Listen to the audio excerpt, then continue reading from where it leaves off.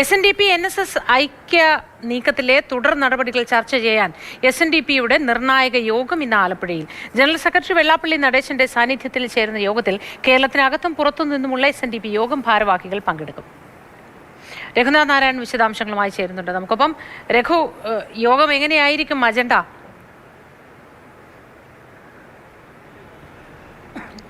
യോഗത്തിൻ്റെ പ്രധാനപ്പെട്ട അജണ്ട NSSുമായിട്ടുള്ള സഹകരണം ഏത് തരത്തിൽ വേണം എന്നുള്ള കാര്യം ചർച്ച ചെയ്യാൻ വേണ്ടിയാണ്.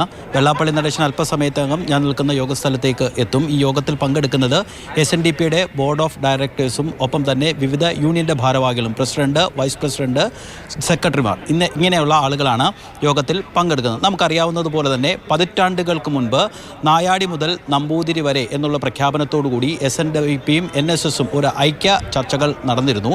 പിന്നീട് അത് ഒരു ഘട്ടത്തിൽ തെന്നി മാറിപ്പോവുകയായിരുന്നു. പ്രധാനമായും സംവരണം പോലുള്ള വിഷയങ്ങളിൽ രണ്ട് സാമുദായിക സംഘടനകൾക്കും വ്യത്യസ്തമായ അഭിപ്രായമാണ്.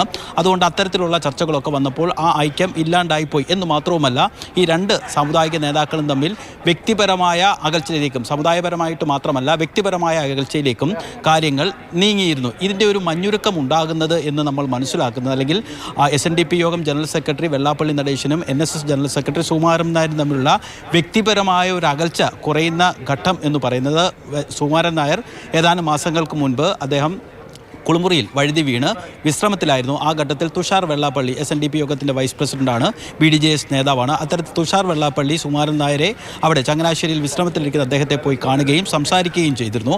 ആ ഘട്ടത്തിൽ സുകുമാരൻ നായർ ഈ മുൻപ് ഉണ്ടായ ഐക്യത്തിൻ്റെ പോരായ്മകളെക്കുറിച്ചും അങ്ങനെ വ്യക്തിപരമായുള്ള ഒരു അകൽച്ചയുടെ കാര്യങ്ങളൊക്കെ സംസാരിക്കുകയും പിറ്റേ ദിവസം വെള്ളാപ്പള്ളി നടേശൻ സുകുമാരൻ നായരുമായിട്ട് ഫോണിൽ സംസാരിക്കുകയും ചെയ്തിരുന്നു എന്നുള്ളതാണ് നമ്മൾ മനസ്സിലാക്കുന്നത്. ആ ഘട്ടത്തിൽ ഇരുവരും തമ്മിലുള്ള വ്യക്തിപരമായ അകൽച്ച അല്ലെങ്കിൽ വ്യക്തിപരമായ ഒരു അടുപ്പം, ഒരു പിണക്കം മാറ്റം ആ ഘട്ടത്തിൽ ഉണ്ടായി എന്ന് വേണം നമ്മൾ മനസ്സിലാക്കാൻ. ഇതിനുശേഷമാണ് നിലവിലുണ്ടായിരുന്ന രാഷ്ട്രീയ സാഹചര്യങ്ങൾ അനുകൂലമായി വരുന്നതും SNDP യോഗം ജനറൽ സെക്രട്ടറി അനുകൂലിച്ചുകൊണ്ടും മുൻപത്തെ നായർ ഈഴവ ഐക്യം എന്നുള്ള പേരിലേക്ക് കാര്യങ്ങൾ വരുന്നതും. എന്നു മാത്രവുമല്ല, പതിറ്റാണ്ടുകൾക്ക് മുൻപ് നായാടി മുതൽ നമ്പൂതിരി വരെ ആയിരുന്നു ഐക്യത്തിൻ്റെ അല്ലെങ്കിൽ ഐക്യപ്പെടേണ്ടതെന്ന് പറഞ്ഞിരുന്നെങ്കിൽ ഇപ്പോൾ നസ്രാണികൾ കൂടി, നായാടി മുതൽ നസ്രാണി വരെയുള്ള ആളുകളെ കൂട്ടി യോജിച്ചുകൊണ്ട് ഒരു സംഘടിതമായ വിശദാംശങ്ങൾ പങ്കുവച്ചത്. SNDP NSS ഒരുമിച്ച് പോകുന്നതുമായി ബന്ധപ്പെട്ട SNDPയുടെ യോഗം അത് അല്പസമയത്തിനകം ആരംഭിക്കും.